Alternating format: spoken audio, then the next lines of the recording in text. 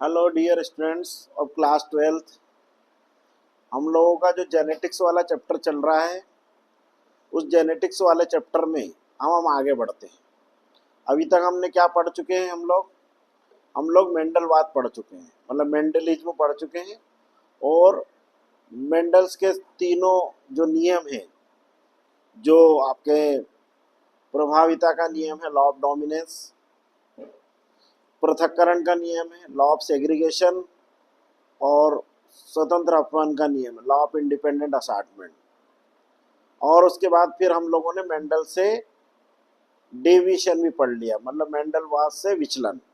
उसमें हम लोगों ने अलग अलग टाइप के क्लासिकल एग्जाम्पल से पढ़े। अब हम इस चैप्टर में आगे बढ़ते हैं। मेंडल ने जब अपना लॉस और ये सब प्रपोज किए, उसके बाद जेनेटिक्स आगे बढ़ी। तो उसमें सबसे पहले दो साइंटिस्ट थे, सटन और बावेरी। सटन और बावेरी ने एक सिद्धांत दिया। उस सिद्धांत को बोलते हैं हम लोग आनुवांशिकता का गुणसूत्री सिद्धांत, मतलब क्रोमोसोमल थ्योरी ऑफ इनहेरिटेंस। ये बहुत इंपॉर्टेंट क्वेश्चन है, 12th क्लास में पूछते हैं इसको। एक तो वन वर्ड ही क्वेश्चन आता है इसका, फिल इन द ब्लैंक में अनेक बार बोर्ड के एग्जाम में पूछा गया है कि आनुवांशिकता का गुणसूत्री सिद्धांत किसने प्रस्तुत किया? Who proposed the chromosomal theory of inheritance? तो इसका राइट आंसर आएगा Sutton and Boveri in the year 1902। Sutton तथा बावेरी ने 1902 में। ठीक है। अब क्या थी ये थ्योरी? इसका अगर बड़ा क्वेश्चन आएगा 3 नंबर या 4 नंबर में, तो ऐसा क्वेश्चन पूछेंगे वो आनुवांशिकता के गुणसूत्री सिद्धांत को समझाइए। Explain the chromosomal theory of inheritance. Okay, ये क्वेश्चन 4 नंबर या 3 नंबर में आता है। और वन वर्ड क्या आता है मैंने आप लोगों को बता दिया। अब क्या था ये सिद्धांत, ध्यान समझेंगे। छोटे छोटे 4-5 पॉइंट है इस थ्योरी के। पहला पॉइंट तो सटन और बावेरी ने बताया कि जो भी ऑर्गेनिज्म होते हैं, मतलब कोई भी जीवधारी हो, वेदर इट इज प्लांट और एनिमल, सबके अंदर क्रोमोसोम फिक्स नंबर में पाए जाते हैं। मतलब जैसे एक एग्जांपल बात करते हैं अपन, जैसे मनुष्य, ह्यूमन बींग्स, अपने अंदर एक डिप्लॉइड सेल में 23 पेयर ऑफ क्रोमोसोम पाए जाते हैं, मतलब 23 जोड़ी क्रोमोसोम पाए जाते हैं। इसी टाइप से हम लोग एग्जांपल ले अपना ड्रोसोफिला का, ड्रोसोफिला मेलेनोग्लोस्टर। ये फ्रूट फ्लाई होती है, ये इसमें 8 क्रोमोसोम होते हैं, 8। हनी बी, मधुमक्खी, उसमें 32 क्रोमोसोम होते हैं। ये मैंने आप लोगों को प्लांट के एग्जाम्पल, एनिमल्स के एग्जाम्पल से बताया। अब कुछ प्लांट के एग्जाम्पल बताते हैं। जैसे मटर के अंदर टोटल आपके 14 क्रोमोसोम होते हैं, 14। गेहूं के अंदर 42 क्रोमोसोम्स होते हैं। तो ये सब प्लांट और एनिमल के अंदर क्रोमोसोम के नंबर फिक्स होते हैं। ये पहला पॉइंट उन्होंने बताया था, किसने? सटन और बावेरी ने अपनी थ्योरी में। उन्होंने बताया कि प्रत्येक जीवधारी के अंदर गुणसूत्र एक निश्चित संख्या में पाए जाते हैं। In each organism the chromosomes are present in fixed number.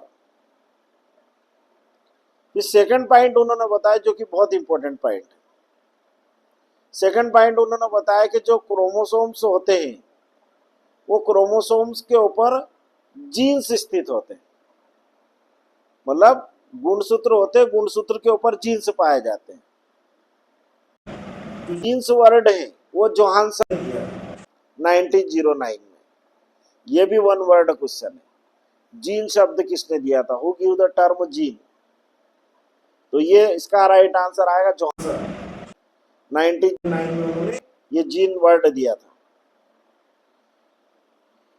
ये सेकंड पॉइंट उन्होंने बताया, क्या बताया कि क्रोमोसोम होते हैं, क्रोमोसोम्स के ऊपर जीन्स होते हैं, और क्रोमोसोम्स के ऊपर जो जीन्स होते हैं स्पेसिफिक पोजीशन में या स्पेसिफिक लोकस में प्रेजेंट होते हैं,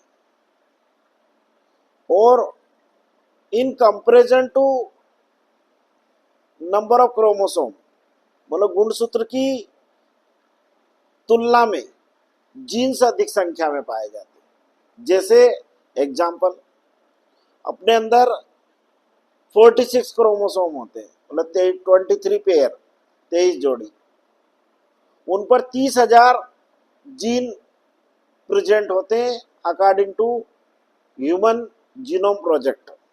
मानव जीनोम परियोजना के अनुसार मनुष्य की बॉडी के अंदर 46 क्रोमोसोम के ऊपर 30,000 जीन्स पाए जाते हैं। सटन बावेरी ने भी यही बताया था कि क्रोमोसोम की तुलना में जीन्स अधिक संख्या में पाए जाते हैं।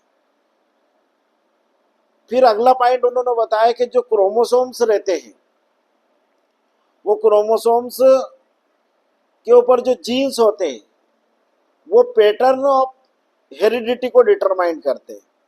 मतलब वंशागति किस टाइप से होगी, कैसे होगी, ये जीन्स के द्वारा डिटरमाइंड होता है। मतलब जीन्स हमारे जीनोटाइप और फिनोटाइप का निर्धारण करते हैं। मतलब जीनोटाइप और फिनोटाइप का जो निर्धारण होता है वो जीन्स के द्वारा होता है, क्रोमोसोम्स के द्वारा होता है। फिर उन्होंने एक बहुत ही क्लासिकल पॉइंट उन्होंने मेंशन किया उसमें अपनी थ्योरी में। उन्होंने बताया इसको इंग्लिश में ही, चूंकि ये दोनों साइंटिस्ट तो फॉरेनर ही थे तो ऑब्वियसली उन्होंने थ्योरी भी इंग्लिश में दी होगी। तो उन्होंने बताया कि जो chromosomes are vehicle, genes are rider, ये उन्होंने इस पॉइंट में मेंशन किया था। क्या है? क्रोमोसोम व्हीकल है, व्हीकल मतलब वाहन, और जीन्स आर राइडर।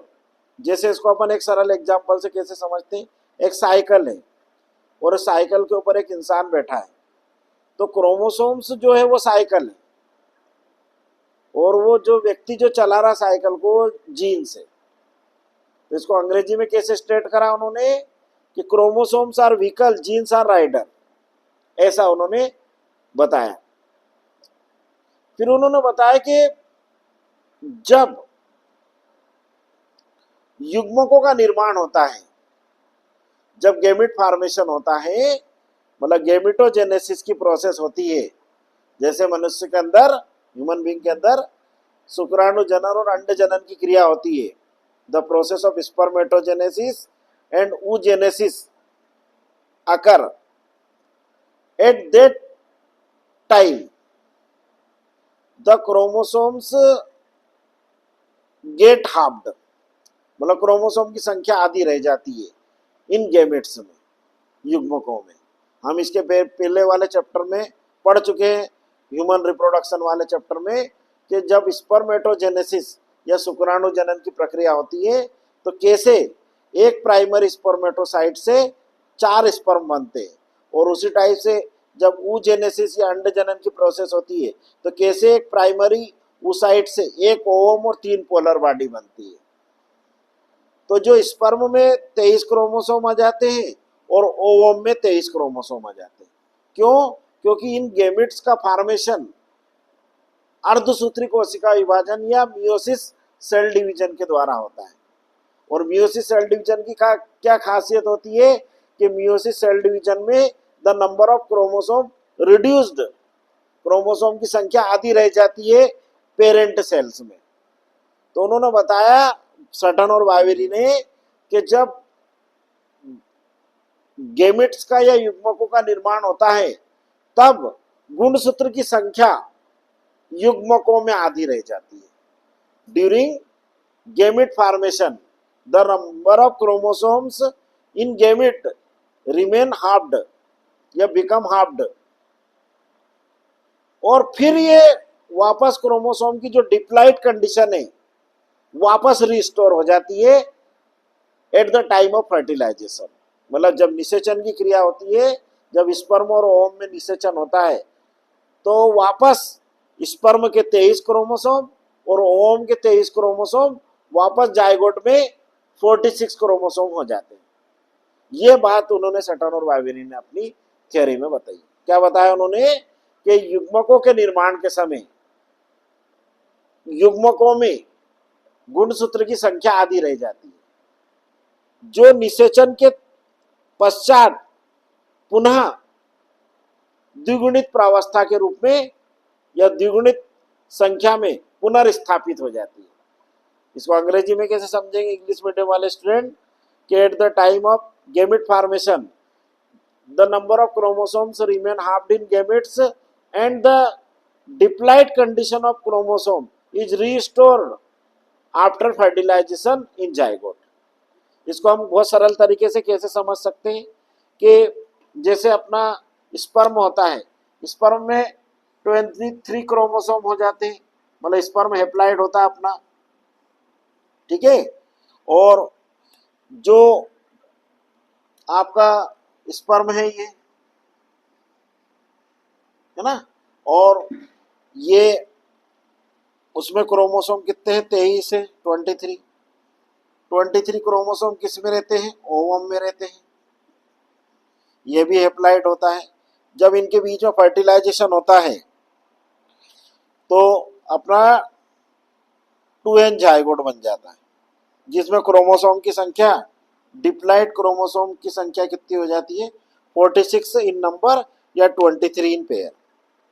ये पॉइंट उन्होंने बताया था किसने, अपने सटन और बावेरी ने, कि ये क्रोमोसोम की संख्या आधी रह जाएगी जब ये गैमेट्स बनेंगे, और जैसे जाइगोट बनेगा after fertilisation the number of chromosome again diploid. फिर उन्होंने बताया कि जो क्रोमोसोम्स होते हैं, वो क्रोमोसोम्स जो रहते हैं वो हमारे जीनोटाइप और फिनोटाइप का डिटर्मिनेशन भी करते हैं, मतलब हमारे जीनोटाइप और फिनोटाइप का निर्धारण करते हैं, ठीक है। ये थ्योरी कहलाती है क्रोमोसोमल थ्योरी ऑफ इनहेरिटेंस, जिसको हिंदी में हम लोग बोलते हैं अनुवांशिकता का गुणसूत्री सिद्धांत, जिसको सटन और बावेरी ने 1902 में इन द ईयर 1902 में प्रस्तुत किया था।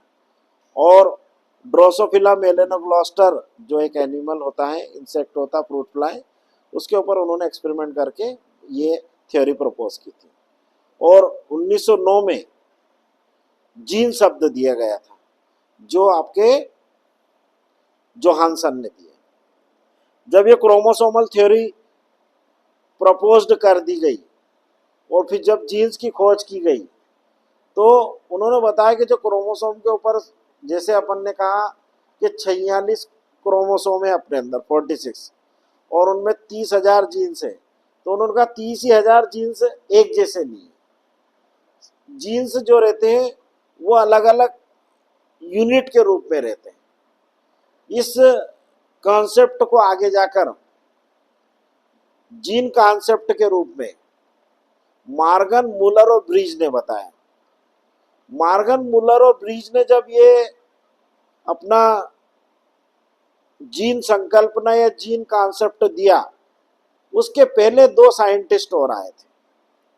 उन दोनों साइंटिस्ट का नाम था सियामोर बेंजीर, एक ही थे वो, सॉरी, सियामोर बेंजीर थे।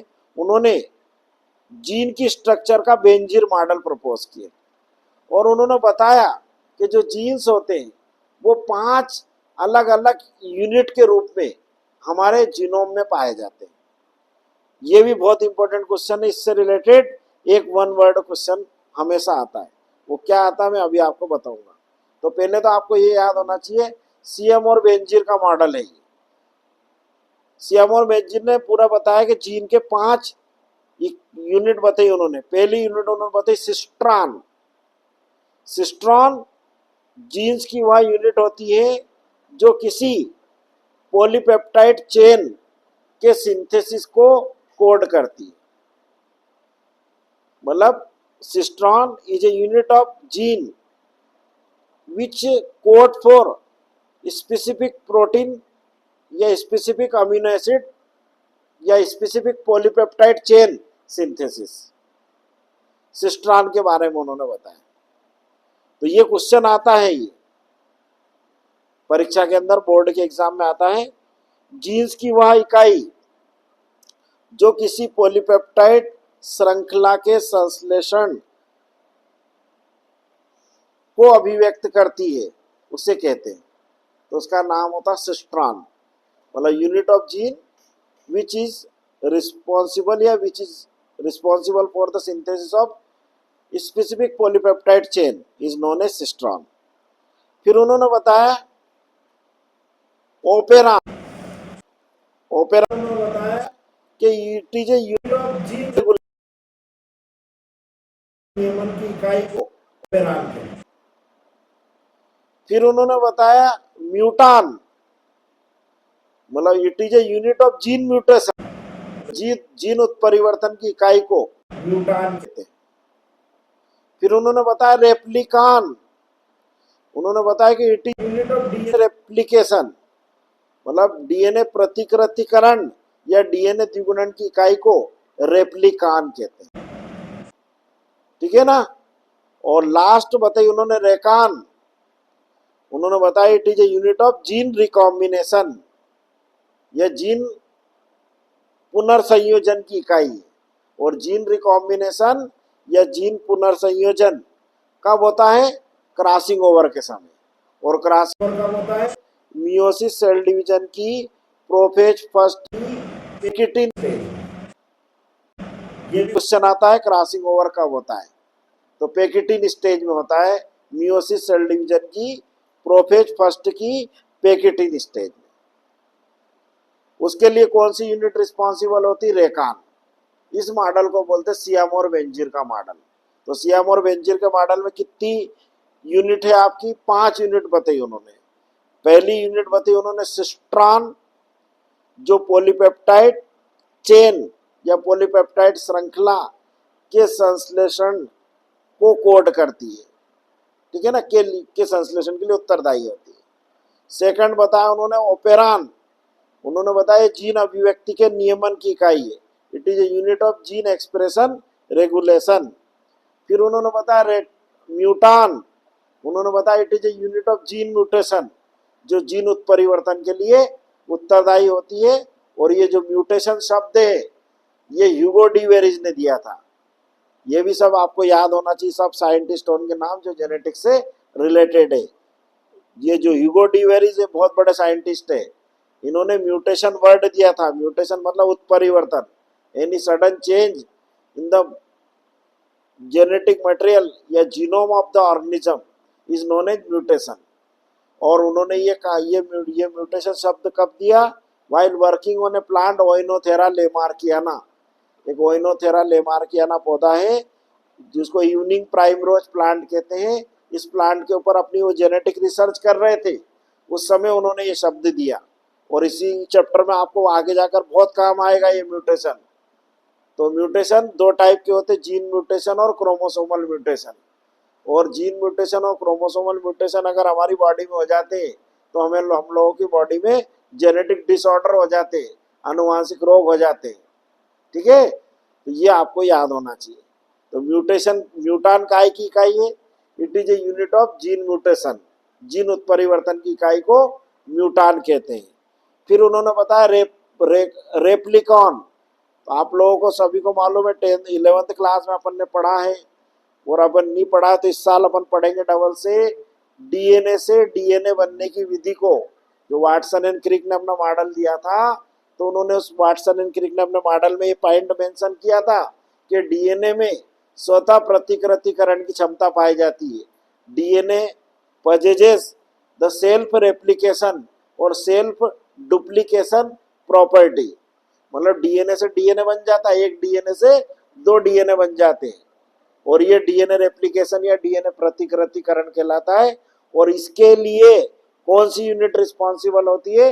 डीएनए के लिए, डीएनए रेप्लिकेशन के लिए रेप्लिकॉन। और एक होता है रेकान, ये कब होता है? जब क्रॉसिंग ओवर होता है, और अभी मैंने बताया क्रॉसिंग ओवर सेल डिवीजन की पैकेटिन अवस्था में होता है। ठीक है, तो ये recon it is a unit of gene recombination. तो ये मॉडल कहलाता है सियामोर बेंजीर का मॉडल। तो इसमें 5 यूनिट है जीन्स की बताई उन्होंने, सिस्ट्रॉन, म्यूटान, ओपेरान, रेकान और रेप्लिकॉन। ठीक है, ये आप याद रखना। इसमें सिस्ट्रॉन का बहुत इंपॉर्टेंट क्वेश्चन आता है। तो ये सारी चीजें अपने को याद होना चाहिए। तो ये सियामोर बेंजीर का मॉडल है, इसको है ना। और इसमें अभी छोटे छोटे कौन कौन से क्वेश्चन अपने अभी तैयार हुए? 5 क्वेश्चन आपके 1 वर्ड तैयार हो गए। एक क्वेश्चन तो आपका तैयार हो गया कि क्रोमोसोमल थ्योरी ऑफ इनहेरिटेंस किसने दी? Who proposed the chromosomal theory of inheritance? तो इसका उत्तर हो जाएगा सटन एंड बावेरी 1902।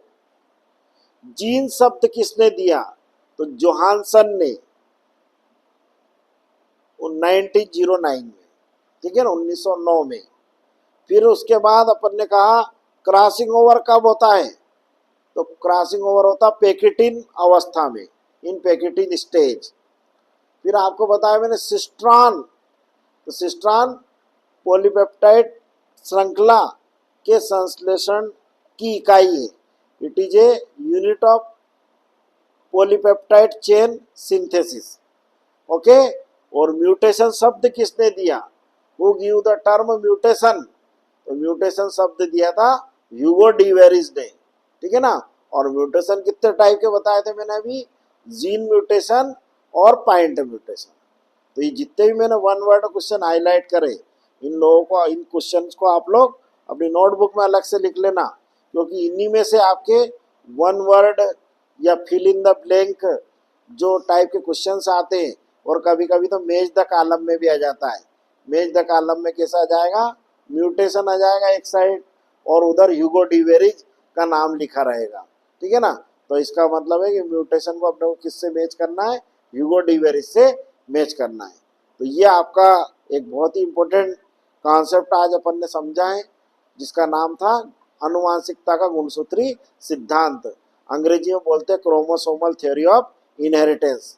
इससे रिलेटेड जो जो क्वेश्चन आते हैं बोर्ड की एग्जाम में 12th क्लास में, वो मैंने आपको पूरे शॉर्ट लिस्टेड भी कर दिए इस ड्यूरिंग दिस, है ना। तो इसको आप लोग बहुत अच्छे से आज समझना, पढ़ना। ठीक है ना। और इस वीडियो को अधिक से अधिक बच्चों को आप शेयर करें, आप खुद लाइक करें, और अपने दोस्तों को शेयर करें, खासकर उन बच्चों को जिनको आवश्यकता है इसकी। ठीक है ना। और शेयर करने में कृपया करके कंजूसी ना करें। ठीक है ना, ताकि मैं आपको और इससे बेहतरीन वीडियो बनाता रहूं। ठीक है ना। Okay, all the best.